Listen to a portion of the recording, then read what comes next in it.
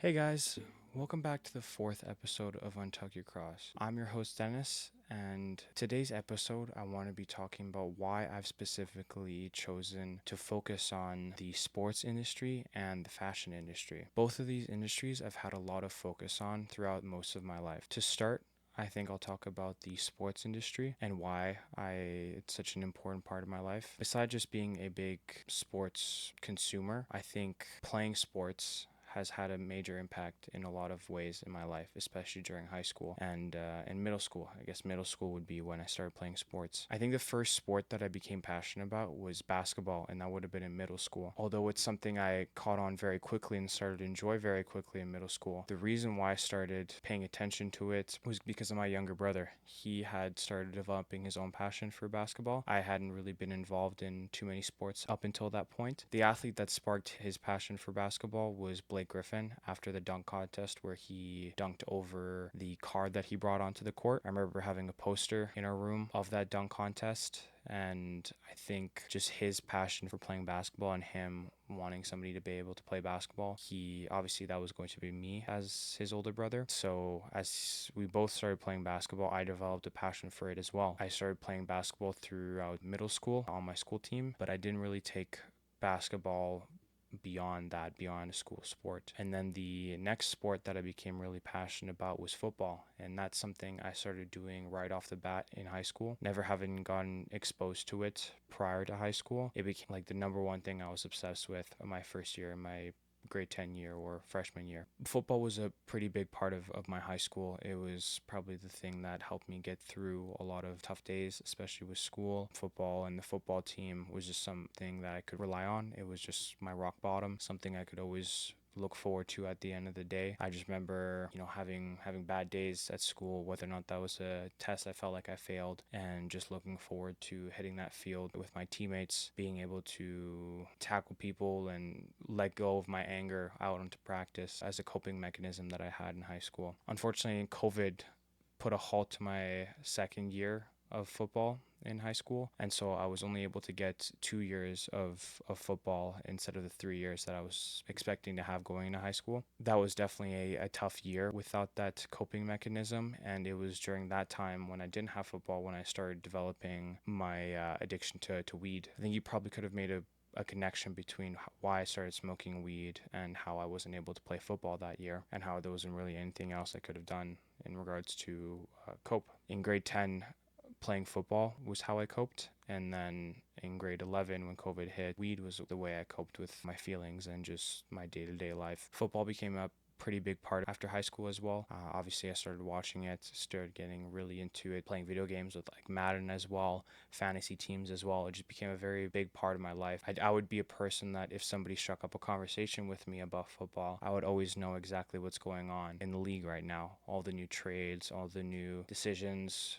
the rankings and whatnot. It's just something that I was just interested in. So this was information that I was consuming. Whether or not it was useful information, that is debatable. But it was something I was passionate with, and so the other people who were passionate about it, I was able to have a great conversation with, and it definitely helped working in a sports bar, talking to customers about football and whatnot. Those were customers I enjoyed serving. My passion for fashion actually stemmed first from my passion from sports. Playing basketball, obviously the shoes that you wear were really important, and that's, a way that you can express yourself. The coolest shoes, coolest colorways, the coolest player shoes, and how you would try to model your game towards the type of athlete's shoe that you're wearing at the moment. For me, that was Kyrie. Kyrie 1s and Kyrie 2s were just coming around that time when I was started playing basketball, and obviously he was a very popular basketball player at the time. That was around the time when Kyrie was playing with LeBron James on the Cavaliers, and they won their championship against the Golden State Warriors. I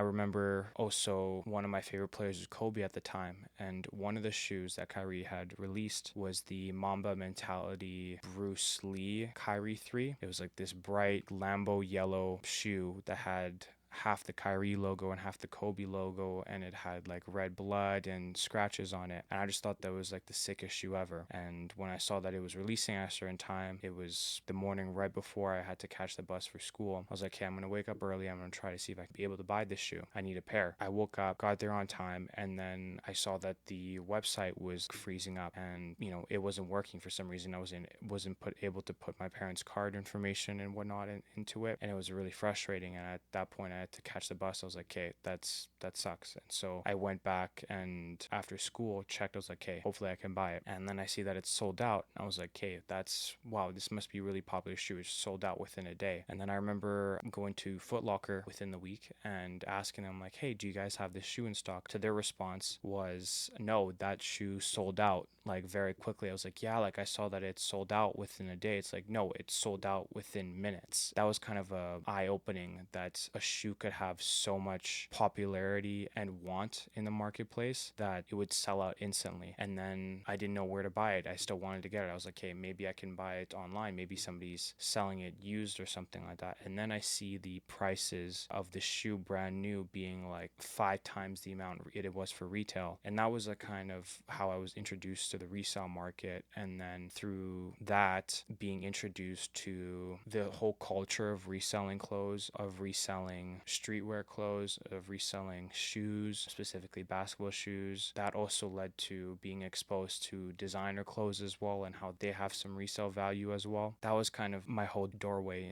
into fashion, was through those shoes. That's when I got introduced to like Supreme, Bape, Antisocial Club. Those were all brands that were very popular at the time when I started getting introduced. None of these brands I could afford, and I would just window shop online for all these brands that I wish I could have. Yeah, and so that's kind of how I was introduced into the fashion industry. Now, there was 2 fashion designers that I was really just inspired by, and not just because of the clothing, but because of like the message. And also these designers opened my eyes to viewing fashion as a way of expression and art. And these 2 designers were Virgil Abloh and Jerry Lorenzo, both designers of very popular brands, as in Off-White by Virgil Abloh, and then also Fear of God by Jerry Lorenzo. Those 2 designers, I say, would be my biggest inspirations and just designers I look up to in the fashion industry. I just remember Virgil Abloh and just the way he viewed clothing, the way that you could raise the value of a piece of clothing by marketing it as an art piece. And so he'd have all these wacky designs with holes and neon crosses, and in a way he was elevating streetwear into that higher category where he wanted to compete with designer clothes and bring the streetwear style to that upper class in a more chic way. And then also Jerry Lorenzo, how his clothing was very minimalistic and only essentials and not loud branding. And also the fact that his clothing brand was called Fear of God. And I remember that being a message that my dad would always repeat to me, is how important it is to have the fear of God. And so there's also that kind of spiritual connection to that clothing brand. Both of these designers end up inspiring me to start my own clothing brand. It was a dream that I started developing during COVID with a lot of time on my hands. I thought maybe I could start a clothing brand. I thought I had a certain eye for designs and details, and this is like grade 10 me, so I don't think I knew what I was talking about whatsoever. But I thought that I was some kind of genius. And I designed a hoodie, and that was going to be my first item. And I remember the hours of learning how to edit and talking to friends who were able to make graphic designs. I've never been the most artistically talented person, but I have ideas and images in my head, and if I'm able to leverage somebody else's skills to make that idea come to life, then I think that something beautiful can be made out of that. And with the help of some friends and YouTube videos and whatnot, I was able to make a design that I thought was really cool. A lot of inspiration was from both combining Off-White and Fear of God's designs and fonts together. That ended up also me coming up with the name UFO. When I came up with the name UFO, I was thinking of like 2-syllable word names. I thought that those are more catchier to or easier to remember. UFO was short for euphoria, and essentially what I wanted the brand to kind of symbolize and take in. This is during my time where I'm starting to drink and smoke, and so within that lens, I wanted to create a brand that kind of reflected my lifestyle, where I wanted to inspire people to find their version of euphoria, like what gets them that euphoria. That sounded sounded very druggy, and I knew that. I didn't exactly wanted to lean in on that. Euphoria could have also meant somebody with a passion for music, or somebody a passion for sports, or any type of hobby that gives you that euphoria. That brand was supposed to inspire that. I remember after months of designing and having to figure out how to get this product actually done, trying to plan out how I was going to release this collection, how all the way up into actually making the product and having somebody else be able to print it and ordering the hoodies, and then myself taking pictures of my friends wearing it and editing the pictures and whatnot. I remember the feeling that I got when I finally announced my clothing brand to everybody, all my friends on social media. The sense of euphoria that I had on that was something that I still remember very deeply. It's just, you have this dream and this idea that finally comes to fruition, and you finally let it out to the world, and it's you exposing yourself in a vulnerable way that maybe some people don't like it, and a lot of people didn't know I had this going on behind the scenes. And then all of a sudden, all my friends are being really supportive of it, telling me how cool the designs look like. All of a sudden, all my friends and people who I don't even know and random people are praising me for the designs that I have, and the photos I was able to capture of my clothes. It was just one of the most happiest feelings I've had up to that point. I remember after that one design and ordering a second batch of different sizes, because the first batch was just medium, and then having the second batch, couple larges, extra larges, and smalls for some of my friends that who didn't fit the medium size that I originally released. After that first release, life started getting busier. I had started having other priorities. It started getting overwhelming on how to make like the next design on top of schoolwork. Things were going back into the normal groove of things, with COVID not being as bad and vaccines coming out. And so now I'm actually going to school and I have way less time on my hands, and football as well. Football practice having started up again. At least these were all excuses that I had in my head on why I couldn't do it.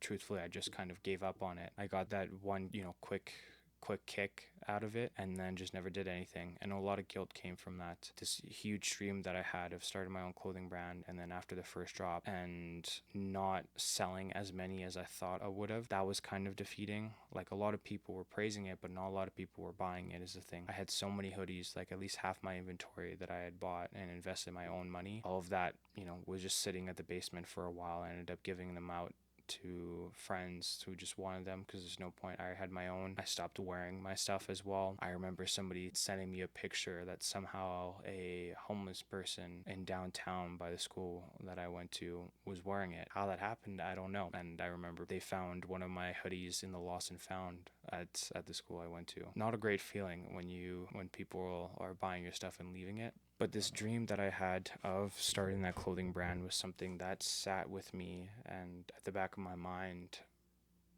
for years after that first initial drop. And this idea of like, where could UFO go if I actually put in more effort and maybe went to schooling for marketing? What if I went to school for business and learn how to actually open up my own business, have actual knowledge and education to make this dream come to life? That's something that always was sitting in the back. I don't know how much drive I had for a couple months of just making this idea come to life. How I don't think I've ever been that driven besides when I was playing football. I don't think I was that driven about anything in my life than making this idea come to life initially. And so with my first year of university, me going into accounting and just thinking, what am I going to regret if I end up pursuing this accounting degree and becoming a CPA? I somewhat enjoying my accounting classes. I wasn't struggling too much in those classes where I think I would have been able to meet the grades I needed to have an honest shot at becoming a CPA. But I was just thinking of like,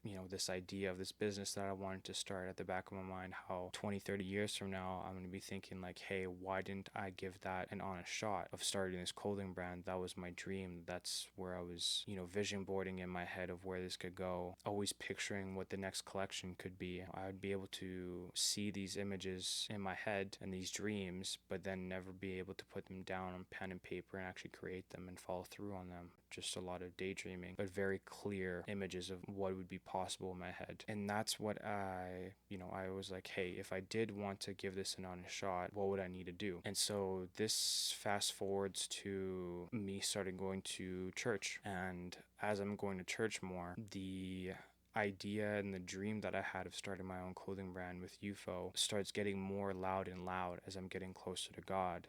And in my prayer, and as I'm reading the Bible and studying it, it's becoming more and more loud, as if God is telling me like, hey, this vision, this dream that I gave you, I still have something planned for it. You're not done with it. That's just a feeling that I had, that God was trying to tell me. He was trying to push this idea back into the front of my head, being like, hey, you should still pursue this, but in a lens that was now putting him at the center of that dream. And what would that clothing brand, what would UFO look like if it started prioritizing and glorifying God? And that's what I ended up, I spent months of like coming up with new designs I was way more proud about than the first one. And that happens. You learn, you grow. But I also thought me just coming up with these designs and making them look better, making the quality of my clothes better, and just releasing them like I did before wasn't going to be enough to have success. And I thought, okay, maybe I actually do need to go to schooling for this. So I dropped out of the accounting program, and I picked up, or before I dropped out of the accounting program, I took one marketing class. It was Digital Marketing Foundations, I believe, and it was a very small class. It was a summer class. I was trying to get a specific teacher. I had met this one teacher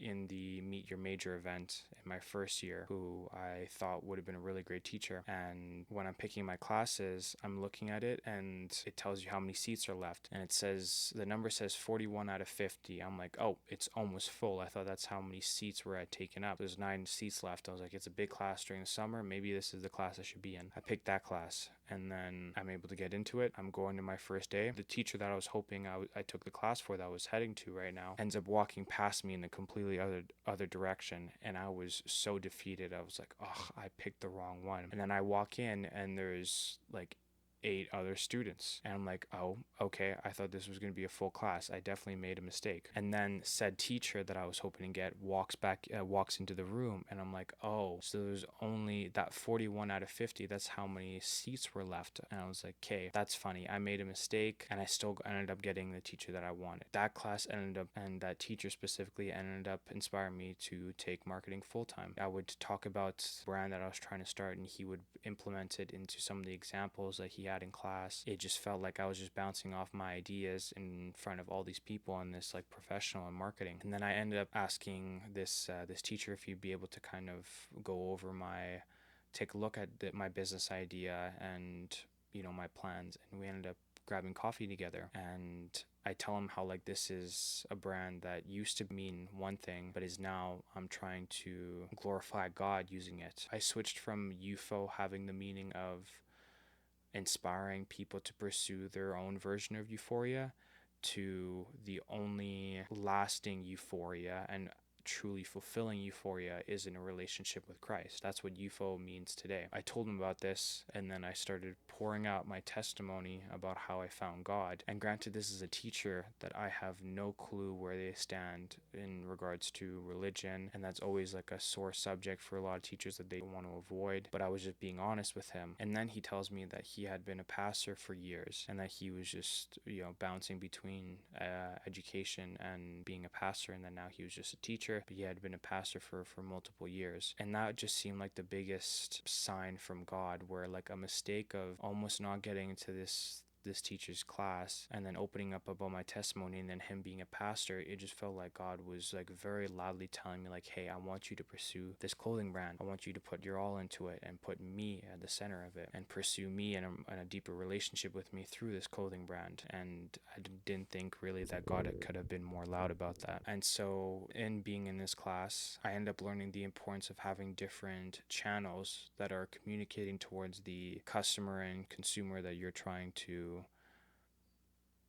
trying to target, and how the best way to essentially start a business and a brand is to start a community and be able to cater that community and depending on what they want and what their needs are, and help them find out what their needs are. That's where the idea of a podcast ended up coming up, was if I want to help make this clothing brand a success, I need to start first fostering a community, and then everything comes after that. And so podcast, that's how the idea of this podcast ended up coming into fruition. Some of the struggles that I was having, especially starting a quote unquote business in the lens of a Christian, specifically with like Christian symbols and messaging, it's a confusing and sometimes awkward situation where you don't want to be using God's name and likeness for your own personal monetary reasons. I don't think that that's right. But then on the other side, I think that God does bless dreams and skills and artistic skills and skills in designing clothes and making clothes. I believe all of those skills and talents can be used to glorify God and spread the gospel. So where is that fine line? And that's something that I'm still to this day trying to figure out how to manage. There are some Christian clothing brands and some companies and some influencers that just use his name for clicks and know that it can be trendy and it can be a way to get a very dedicated following. There's some people who are generally interested in spreading the gospel and using their talents to glorify God. I want to be one of those people who is seeking God and trying to use my talents and dreams and the blessing that he's given me to glorify him. It's still something that I'm just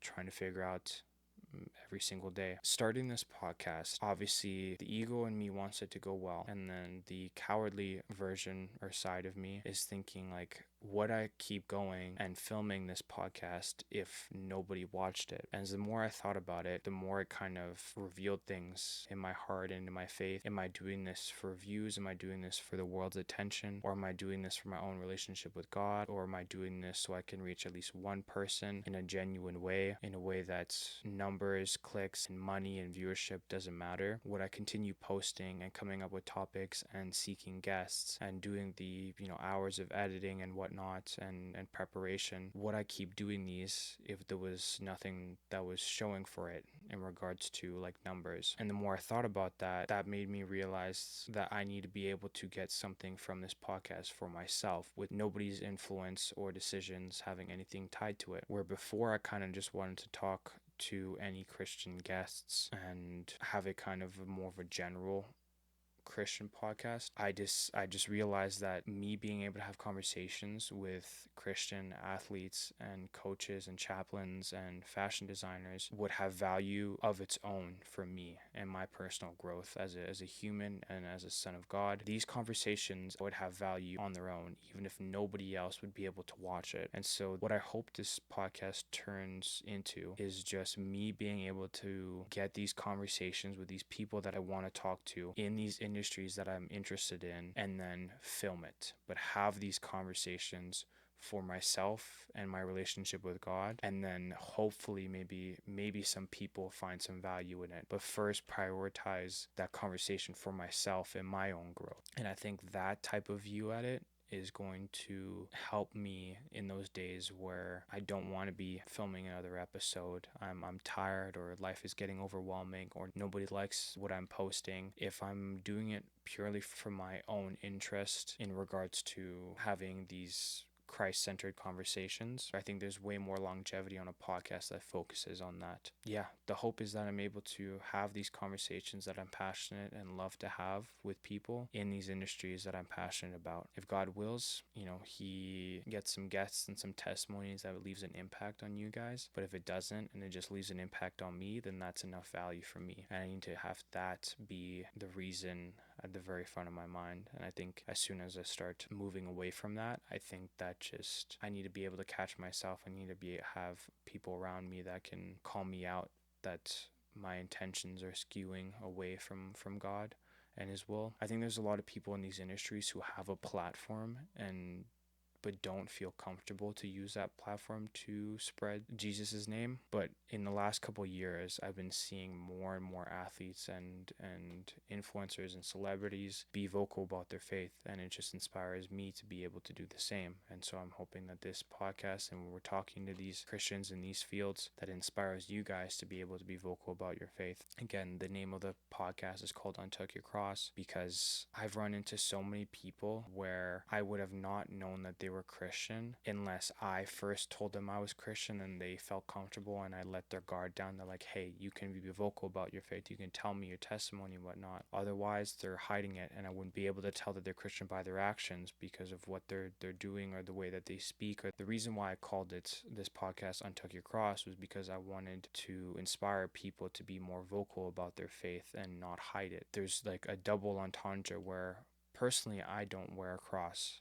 I know a lot of Christians who are Catholics, or Orthodox, they might be wearing crosses, or even other denominations, but it's just never something that I've done. And the way I viewed it is that if I'm not wearing a cross to show you visually that I'm Christian, that I'm hoping that my actions speak for my faith in God, and that my light speaks for my faith in God, and my fruits speaks for my faith in God. But then there's also people who do wear crosses, who that cross means nothing to them except maybe a family heirloom, or maybe they just want spiritual protection, but they don't actually have a relationship with God. So I think it's you being able to untuck your cross in a more of a metaphorical way, where your fruits, your light, the way that you act, all of that should be pointing that you are a follower of Christ, that you are a son of God, and that you have accepted him as your Lord and Savior. And these conversations I hope to have with these people, I hope that at the very end that it just inspires you to do that, to be more vocal about your faith, to seek stronger relationship with God. If you're lukewarm like I was for the longest time, I hope it inspires you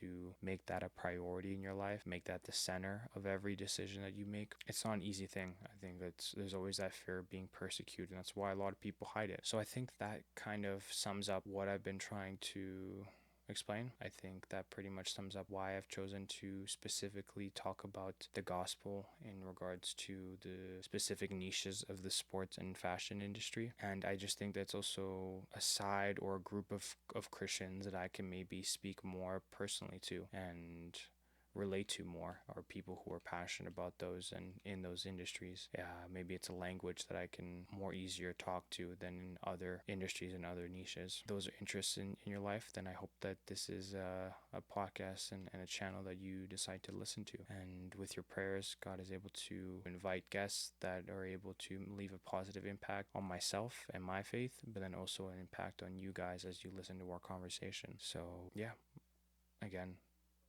prayers that God's will happens in this podcast, prayers that the guests that God wants me to talk to get on here, for boldness and courage in contacting these, and wisdom on how to contact these people, because I have like zero connections in any of these industries, if I'm being real, but I know God can help me. I have one or two ideas on how I can start. After those people, I have no clue where I'm going to go. I have two guests in mind that I can do, one from each industry, but after that I have no clue what I'm going to do. But I know if God wants me to keep going with it, he will provide. I truly believe that, and I know that he cares and he's able to provide. So if it's his will, it will happen as long as I submit to it. I thank you for listening to this episode, guys. I hope you guys have a great day, great night. Stay bold and stay blessed.